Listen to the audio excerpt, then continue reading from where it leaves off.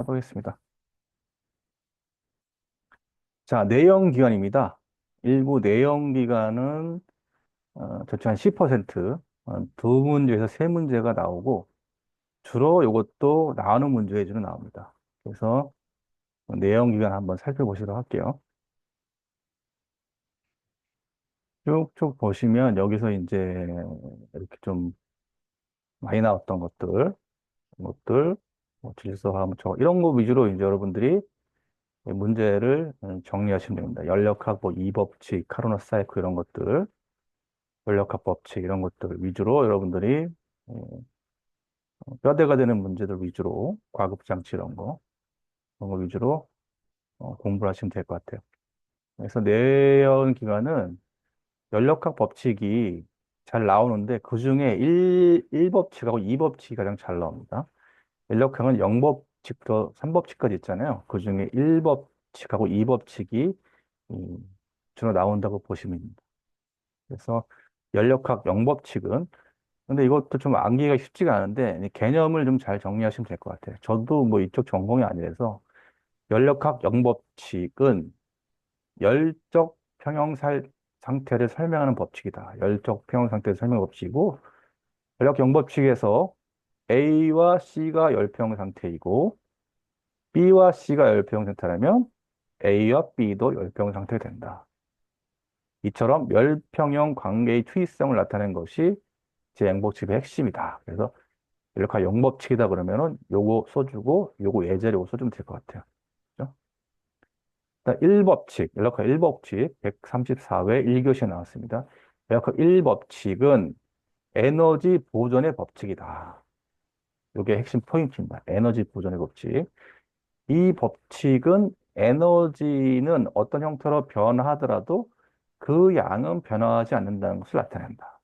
그래서 에너지 보존의 법칙이다. 면접 때도 물어볼 수 있고요.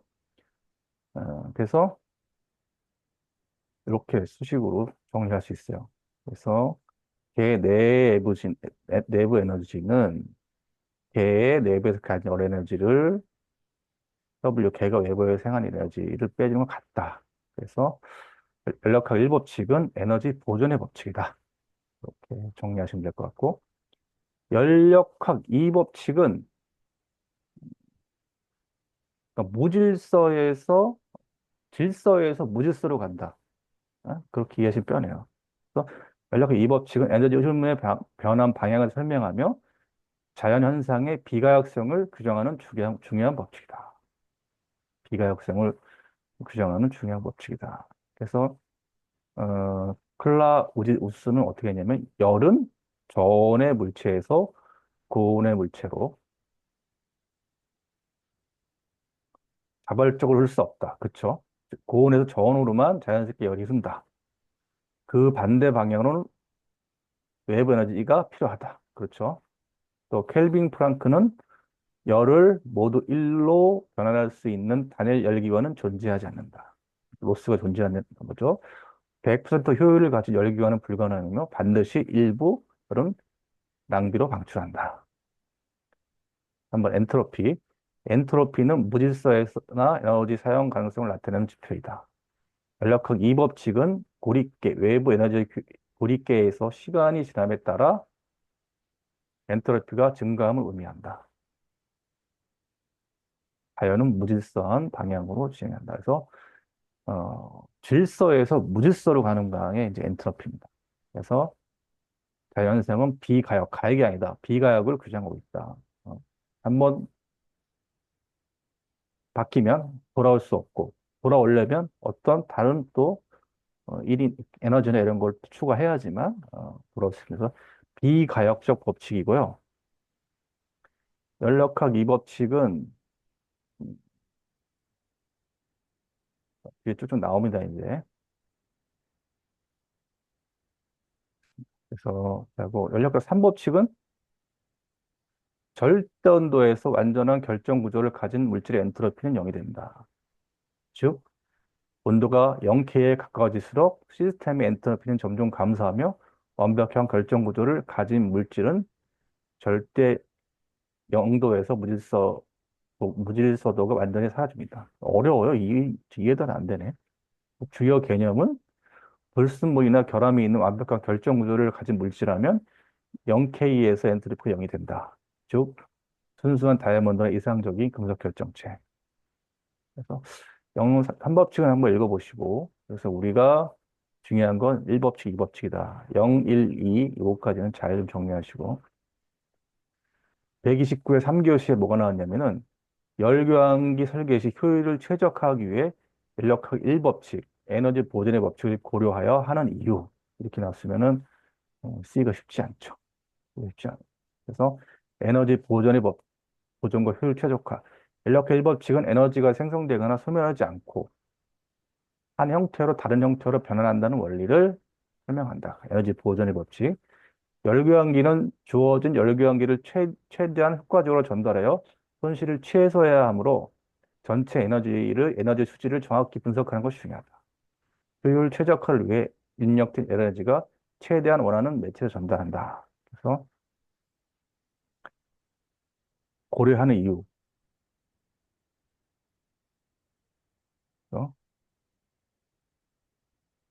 어, 입출력 에너지 분석.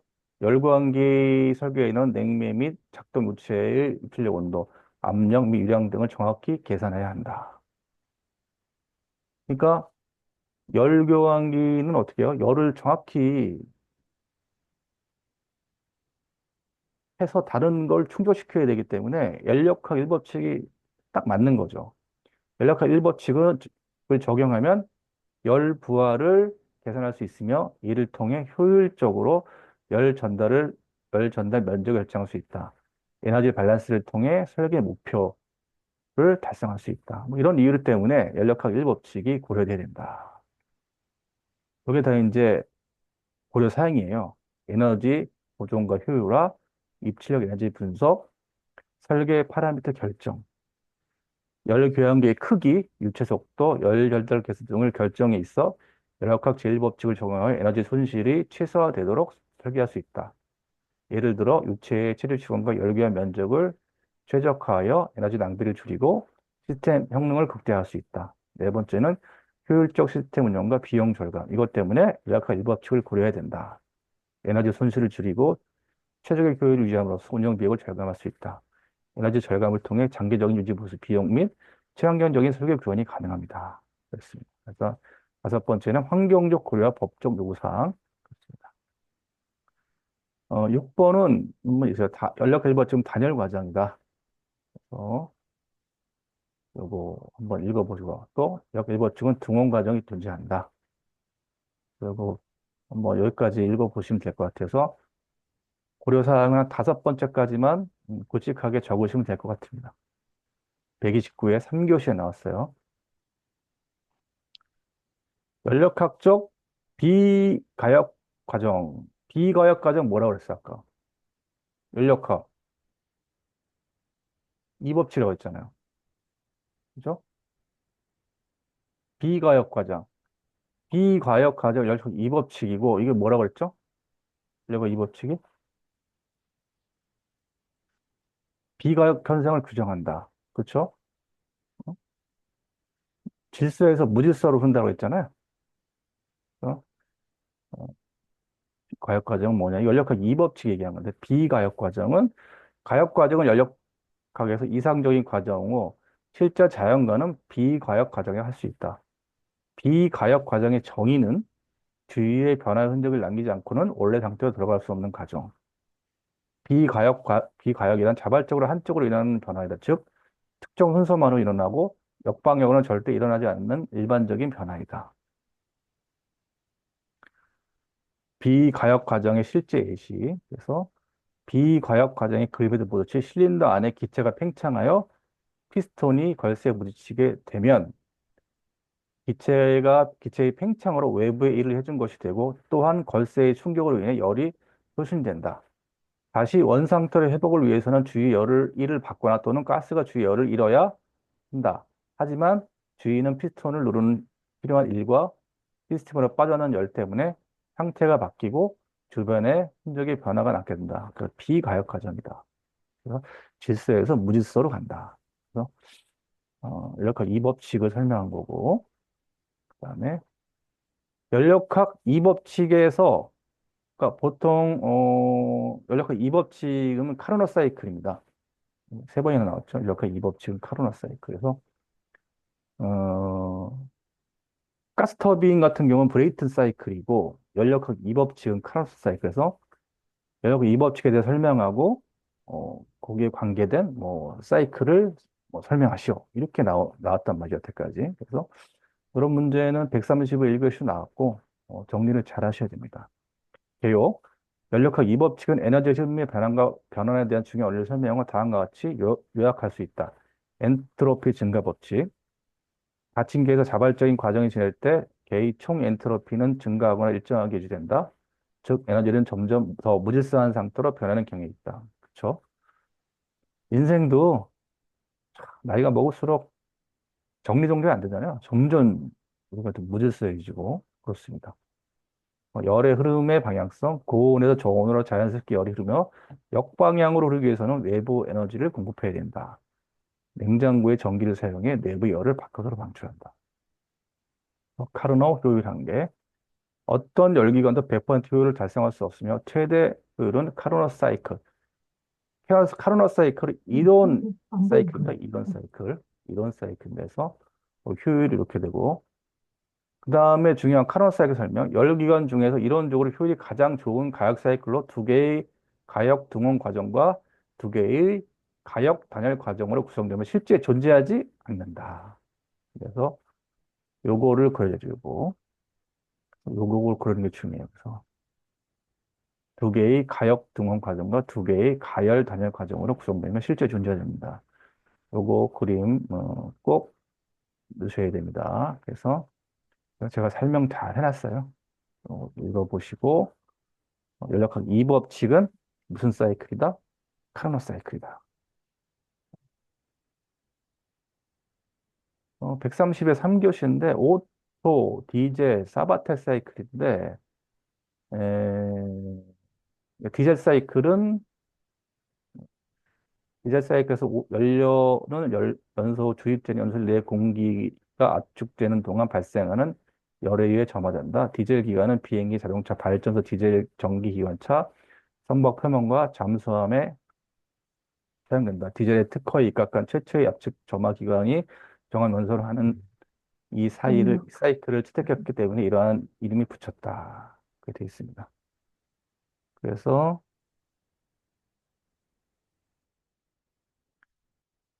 디젤 기관은 뭐 이렇게 사이클이 있는데 이건 됐고 오토 사이클, 가솔린은 오토 사이클은 가솔린 내연기관의 이상적인 역학적 사이클로 정적 사이클이다.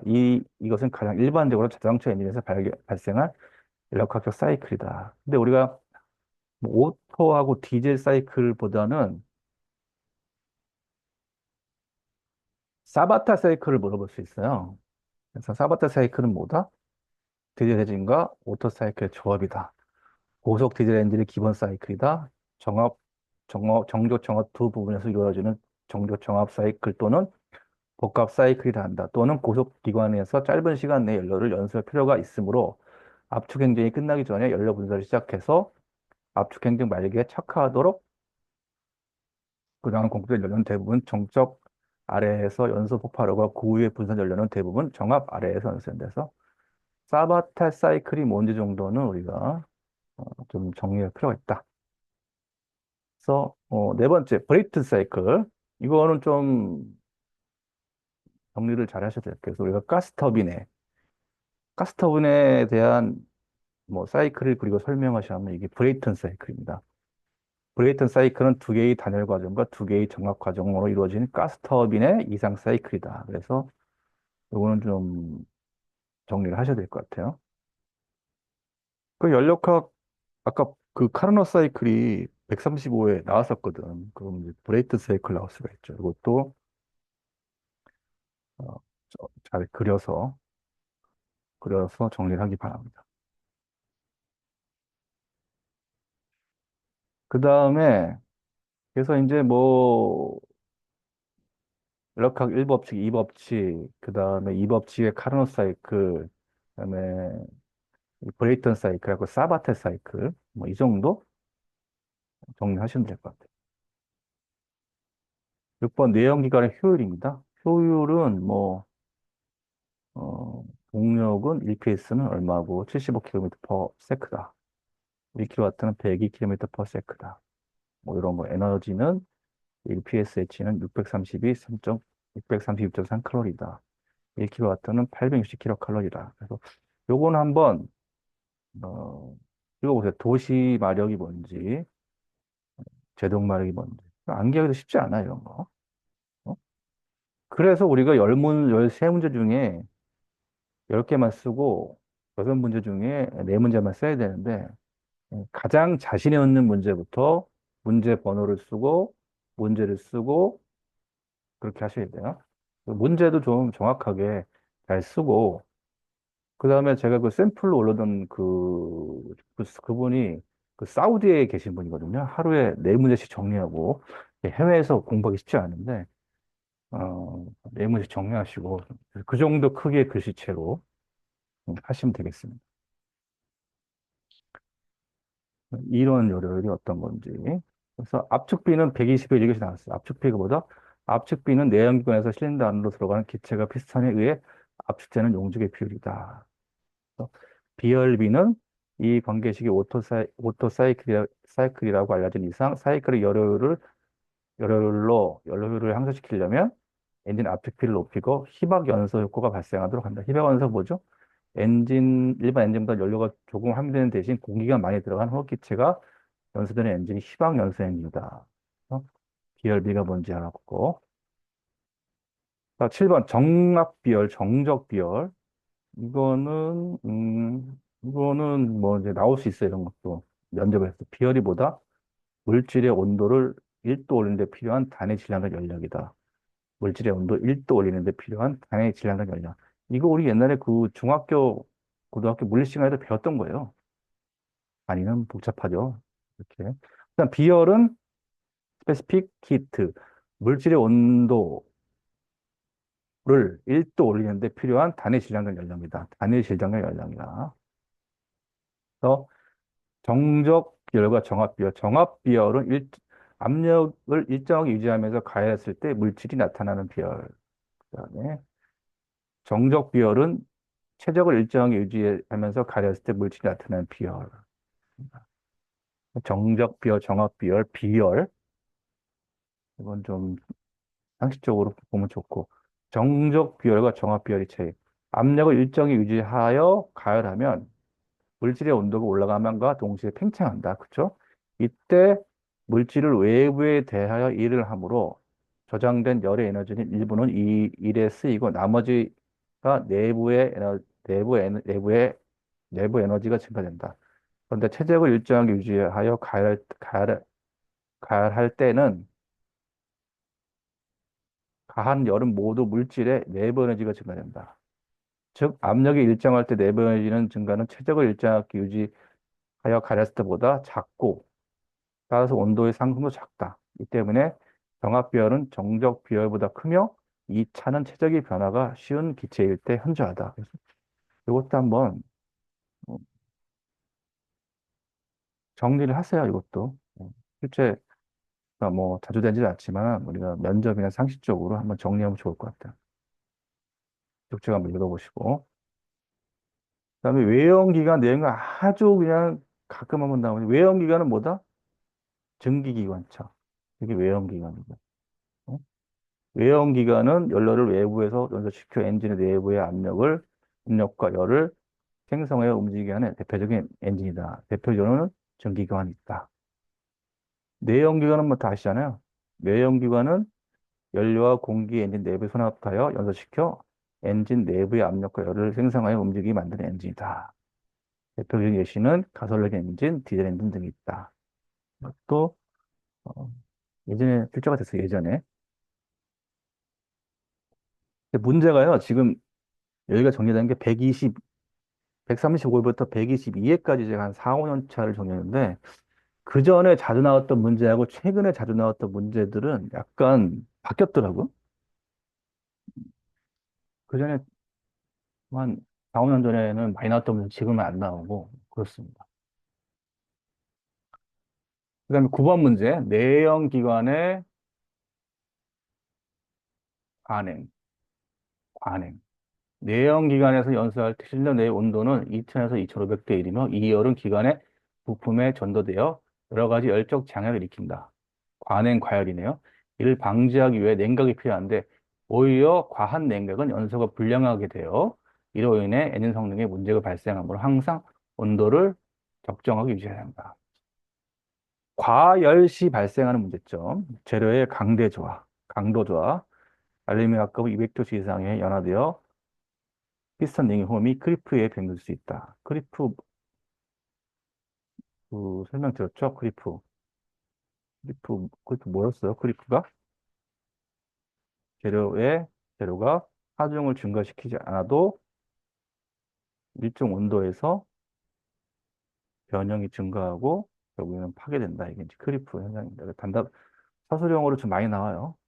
그래서 재료의 강도 저하가 되고 상단 피스톤 링의 홈이 200도씨 이상이 되면 윤활유의 성능이 저하되고 그러다 윤활유가 피스톤 링에 축적되어 고착화 현상이 발생한다.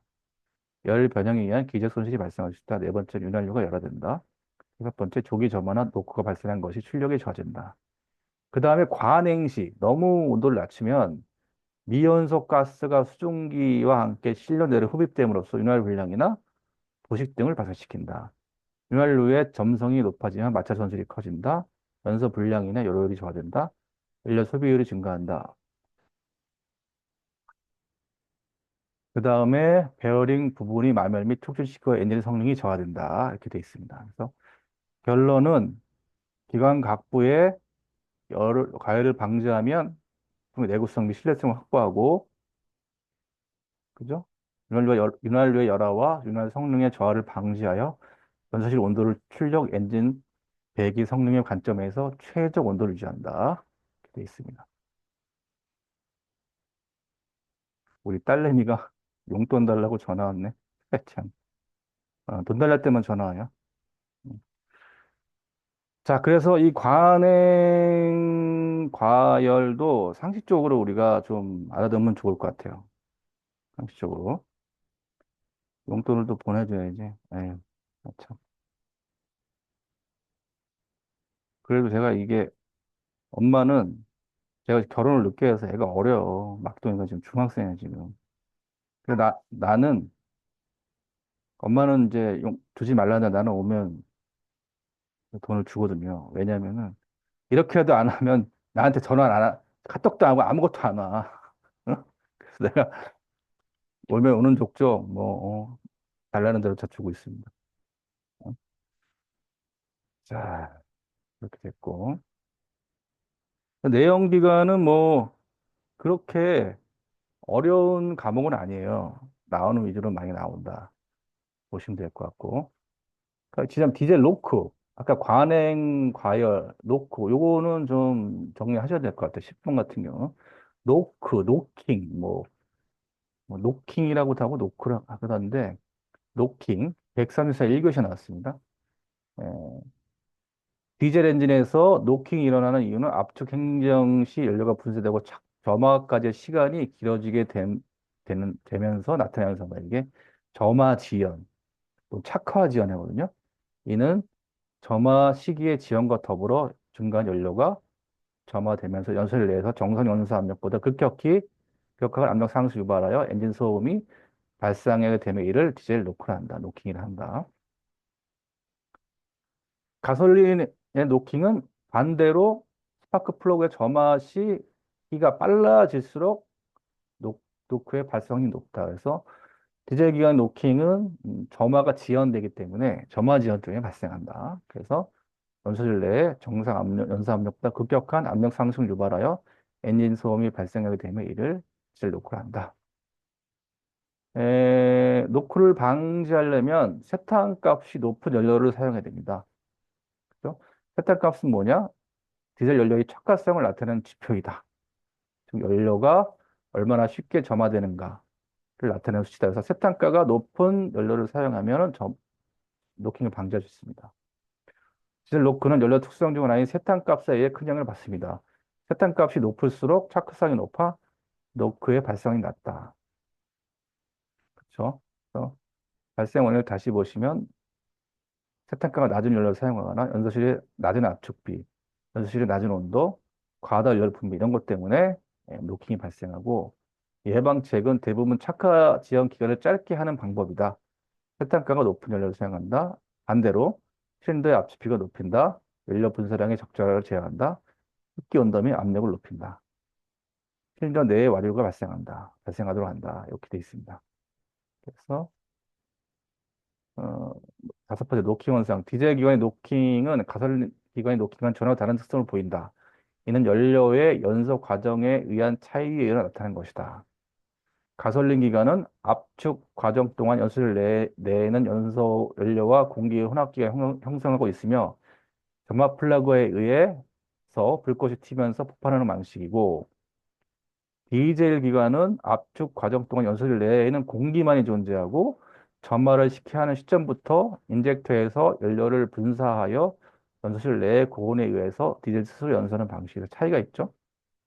가솔린 기관은 연료가 다 형성되어 있는 상태고 디젤 기관은 공기만 있는 상태에서 이제 시작이 된다. 도킹이 이렇게 하시면 됩니다. 요거는 정리하시면 좋을 것 같아요. 노크.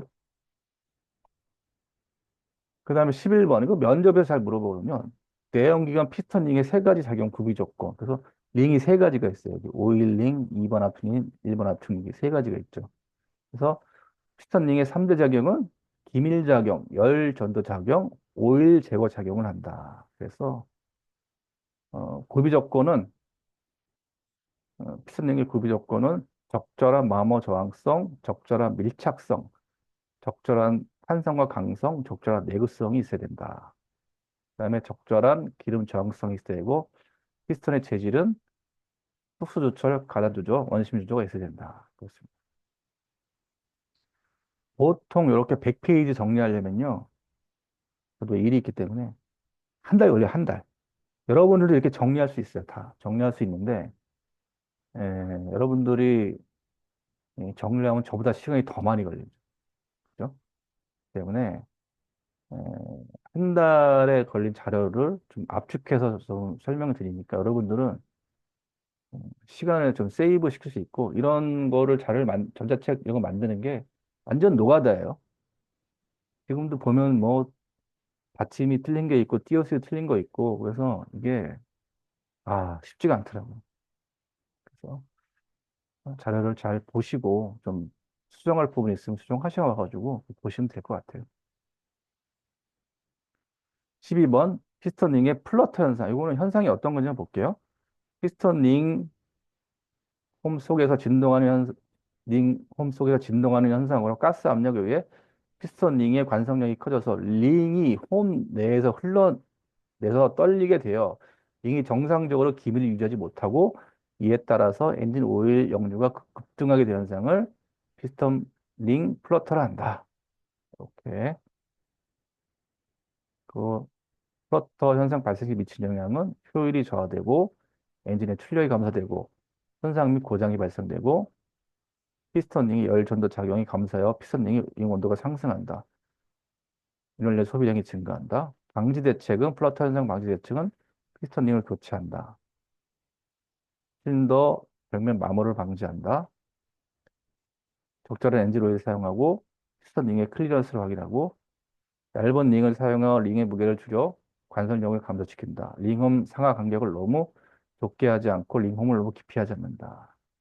그리고 블로우 바이 가스가 뭐냐면 역류가스. 블로바이 가스는 내연기관에서 발생하는 가스 중 하나로 피스톤과 실린더 벽 사이에 발생한 연석가스, 오염물질, 혼합된 가스를 말한다. 블로바이 가스는 내연기관에서 발생하는 가스 중 하나로 피스톤과 실린더 벽면 사이에 발생하는 연석가스와 오염물질이 혼합된 가스를 말한다. 여기까지. 요거는 한번 읽어보시면 될 것 같아요. 플러터 현상은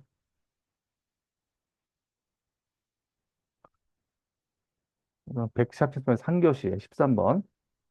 엔진의 블로바이 현상과 슬로버링 현상. 이것도 블로바이 현상은 정의는 뭐다? 엔진의 실린더 병과 피스토닝 사이 틈새를 통해 가스가 엔진 크랭크 케이스로 새어 나오는 현상.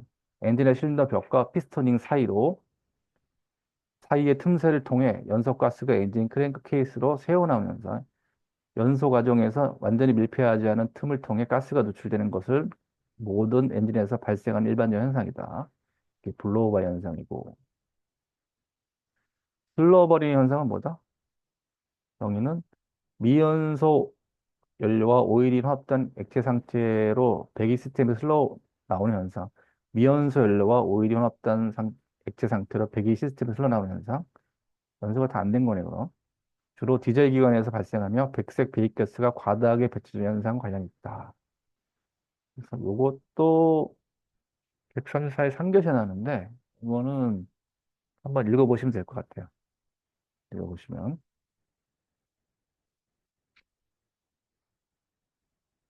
14번 같은 경우에는 꼭 정리해야 됩니다. 윤활유의 구비 조건, 윤활유의 뭐, 기능, 뭐 이런 것들, 점수를 주기 위한 거니까, 이런 것들은 뭐 무조건 정리해야 됩니다.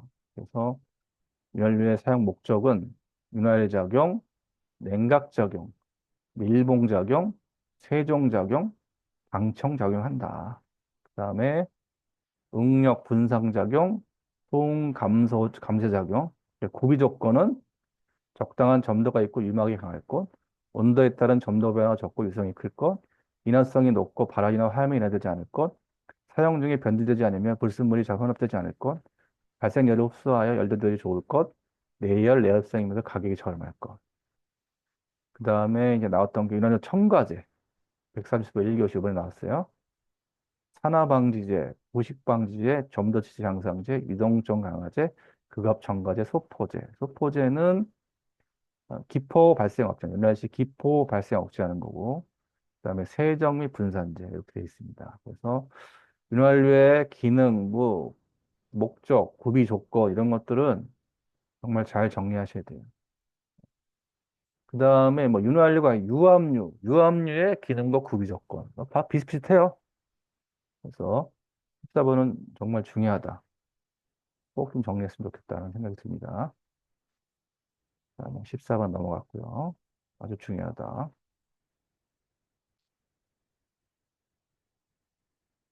15번 엔진의 기계적 마찰에 영향을 주는 인자. 이것도 한번 읽어보시면 좋아요.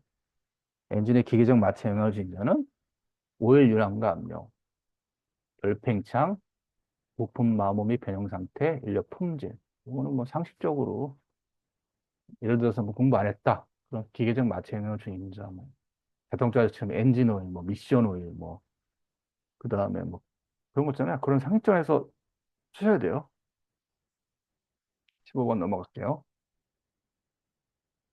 그다음에 16번입니다. 디젤 그냥 배출가스 여기서 좀 중요합니다. 16번부터는 우리가 디젤 기관이 더 사실은 가솔린 기관은 4행정이고 디젤 기관은 이제 2행정인데 우리가 이제 기본 옛날에 그 책들 보면은 디젤 기관은 2행정이기 때문에 뭐 고장이 덜 나고 막 그렇게 돼 있단 말이죠. 근데 사실은 디젤 기관이 가솔린 차보다 정말 관리하기 힘들어요. 그리고 뭐 진짜 요즘 요소수도 문제지만은 오염 같은 거, 질소화합물 같은 거 발생하기 때문에 훨씬 음, 관리하기 힘듭니다. 그래서 이건 좀 중요하다. 배출가스의 종류는 어떤 것이 있다? 질소화합물, 낙스 이렇게 해서 입자상 물질의 PM이 있습니다. 그래서 일산화탄소, 산화수소, 질소화합물, 입자상 물질. 그래서 우리가 주로 이제 나오는 것들은 질소화합물하고 입자상 물질 두 개가 주로 잘 나와요. 그래서 질소화합물은 뭐다? 디젤 엔진 연소 과정에서 발생한 대표적인 대기적인 오염이고 주로 일산화탄소와 이산화질소를 구성하며 통칭하여 질소화합물이라 한다. 낙스라 한다. 산화수소, 그다음에 일산화탄소, 입자상 물질 PM, 파티클 맥터, 디젤 기관에서 연소 과정에서 생성되는 미세 입자로 대기 중에 떠다니면서 인체에 기계에 문제를 일으킨다. 호흡기계. 그래서 이 낙스, 질소화물. 이게 중요한 게 아니라 그 다음에 128교에 3교시에 나왔던 건데 디젤 기관에서 낙스와 PM의 관계. 디젤 기관에서 배출되는 대기오염 물질 중에 가장 중요한 것은 질소화물과 먼지, 입자, PM이다. 낙스와 PM은 서로 다른 화학적 성질을 가지고 있으며 따라서 발생 원인과 방지법도 서로 다르다. 낙스와 PM은 서로 다른 화학 반응을 통해 발생한다.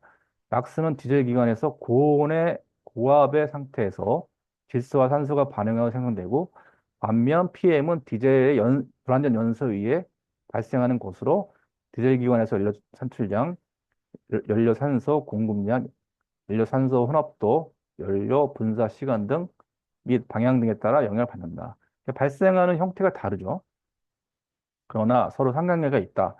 PM은 낙스와 반응하여 암모니아를 생성하고 이 암모니아는 다시 낙스를 제거하는 데 사용한다. 이러한 반응을 SCR이라고 한다. SCR은 지체기관에서 낙스를 제거하는 데 가장 효과적인 방법 중에 하나이다. 반면 낙스와 PM을 함께 제거하는 DPF 많이 들어보셨죠? 지체기관에 그는 PM 필터링이 주 목적이다. DPF는 먼지 입자를 필터링하여 배출가스 중 PM을 줄이는 데 효과적이다. 그러나 DPF는 낙스를 제거하기 낫다. 그래서 SC하고 함께 사용하는 것이 일반적이다. 따라서 디젤 기관에서 낙스와 PM을 각각 다른 방식으로 제거해야 한다. SCR은 낙스를, DPF는 PM을 제거하는 데 사용한다. 이러한 방법을 적절히 조합하여 디젤 기관의 배출가스를 규제해야 한다. 그래서 우리가 디젤차 같은 경우에는 DPF가 있어요. 그 다음에 우리가 디젤차 같은 경우에는 이 하류 같은 거 그거를 좀 고속으로 이제 좀 운전하면 그게 좀 없어지는데 그냥 시내 주행만 이렇게 하다 보면은 거기가 이제 그 막혀가지고 그거 청소하는데도 한 몇십만 들더라고. 그래서 시내 주행 하시는 분들은 왜 그 연료 혼합제 있잖아요. 그런 거 제거해주고 넣고 좀 좀 출력이 떨어지거나 아니면 악셀레이터 밟아도 잘 안 나간다 하면은 이제 거기 클리닝을 한번 해줘야 돼요. 자, 그래서 우리가 제일 중요한 게 이런 관계. 음, 한번 잘 읽어보시고. 그다음에 이제 중요하죠. 저감 방법. 이게 이제 쫙 나옵니다. 그래서 우리가 질소산화물을 저감하는 방법은 쭉쭉 읽어보시면 여기 이제 그 EGR, 후처리 기술을 사용해야 되고 130일 3교시. 그럼 그다음에 여기 내부 EGR이 있고 또 외부 EGR이 있어요. 요거 이제 EGR 써야 된다는 거. 그다음에 요소 촉매 저감 장치, 그다음에 DPF 이렇게 걸러주는 이게 이제 우리가 어, 쫙 적어줘야 돼요.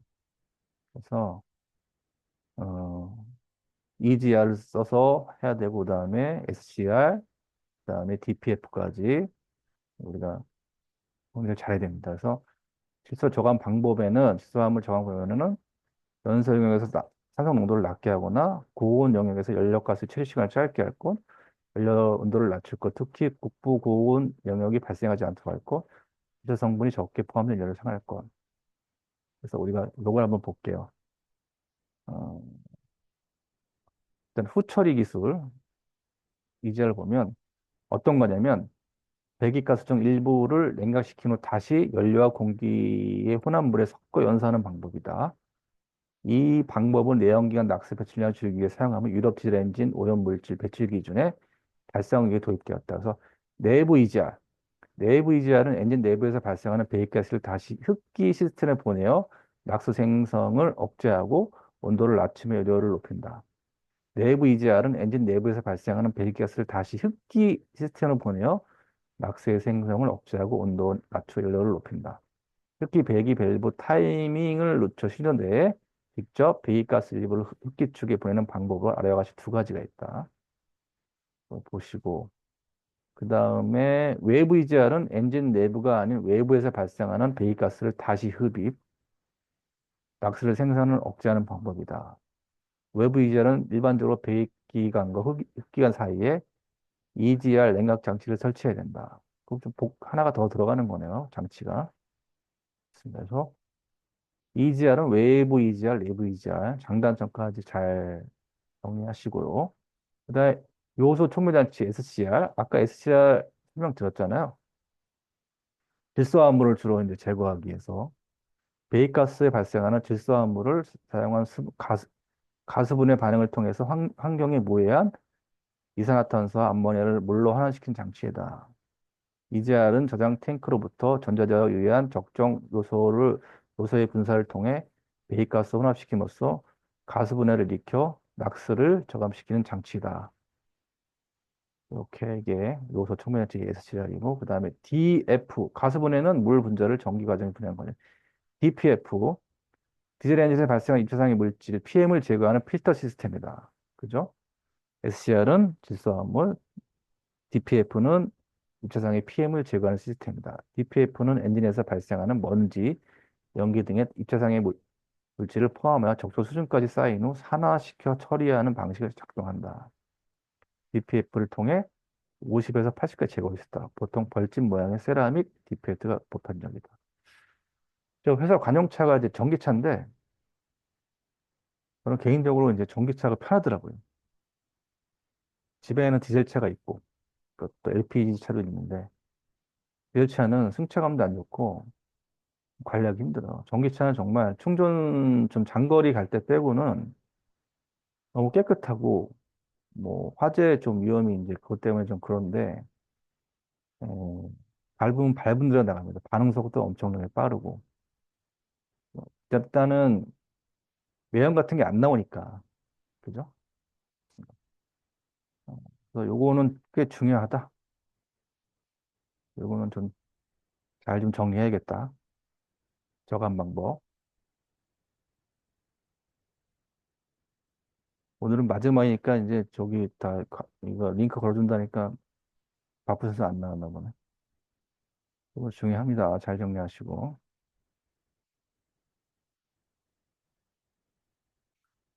이거 18번은 삭제. 한번 읽어만 보세요. 19번. 19번은 되게 좀 전통적인 문제인데 정리하시면 좋을 것 같아요. 이게 디자인 기간 연속 과정 4단계에서 이 그래프 그려주시고 A, B가 착화 지연. 연료가 분무되어 신호 내에서 압축 공기 위에서 가열되어 착화 온도가 달한 기간이고 뭐 B, C가 화염 전파 기간이고 그 다음에 CD가 직접 연소 기간이고 D가 연소 기간이다. 이거는 어, 아주 가끔 한 2년에 한 번, 3년에 한 번씩 나오는 문제인데 정리하면 좋을 것 같아요. 20번은 넘어가도록 할게요. 똑같은 거니까. 아까 그 착화전이 뭔지 아시죠? 연료가 시작되는 시점 이전 현상. 그러니까 점화가 빨리 돼야 되는데 점화가 빨리 안 되는 게 착화지연이고 21번 한번 읽어보시고요. 이것도 22번도 한번 읽어보세요. 비교. 가솔린 기관과 디젤 기관. 그래서 이것도 한번 읽어보십니다.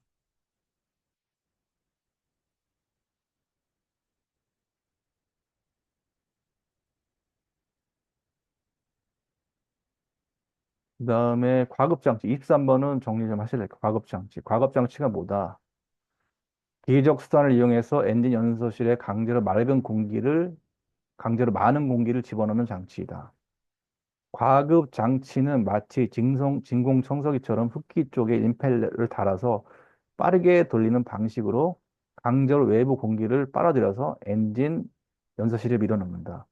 연소실에 더 많은 공기를 밀어 넣으면 연소에 충분한 공기를 확보하여 불완전 연소를 줄이거나 분사하는 연료의 양을 늘릴 수 있다. 결국 같은 배기량의 자연 엔진, 흡기 엔진보다 더 많은 출력을 내거나 같은 출력이라도 배기량을 줄일 수 있다. 연소 효율이 높아지고 연비도 향상된다. 그래서 어, 뭘 하나 달아가지고 임펠러 달아가지고 공기를 많이 집어넣는 장치다. 각국의 종류에는 터보 차저가 있다. 터보 차저는 내연기관에서 필연적으로 발생하는 엔진의 배출가스 압력을 이용해 터빈을 돌린 후 이 회전력을 이용해 흡입하는 공기를 대기압보다 강한 압력으로 이런 넣어 출력을 높이는 기관이다. 이게 터보 차저고 이렇게 생겼어요. 여기 터보 차저가 있고 그다음에 슈퍼 차저. 이건 기계적 과거 잡식입니다. 슈퍼차저는 엔진의 출력으로부터 벨트 등을 통해 동력을 받아 압축기 컴프레서를 구동하는 기계적 가공 장치로 공기 압축 엔진에 공급한다. 그래서 과급 장치의 뜻, 더 많은 공기를 흡입하게 해서 출력을 높이는데 거기에는 터보 차저가 있고 슈퍼 차저가 있다. 이거 좀 잘 정리하세요. 23번.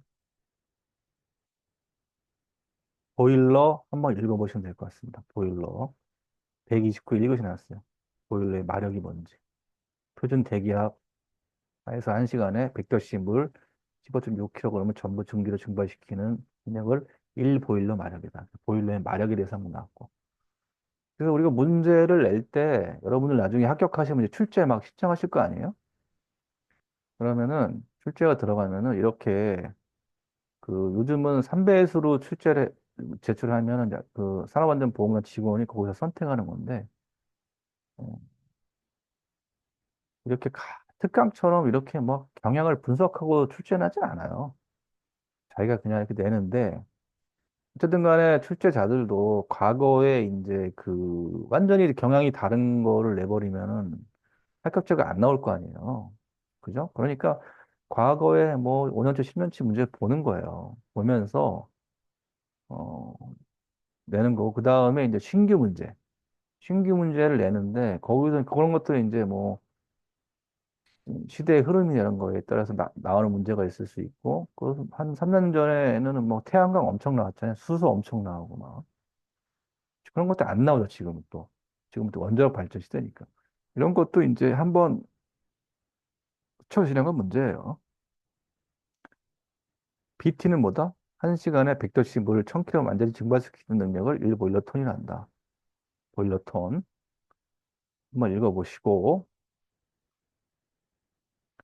26번 보일러 이상 현상. 이건 기계 안전기술사에 엄청 나오는 문제인데, 어, 보일러에는 이제 이상현상이 포음이 있어요. 이 거품 나는 게 있고, 그 다음에 프라임이 있습니다. 이렇게 비수현상, 이렇게 물전기가 올라오는 거. 그 다음에 캐리어버.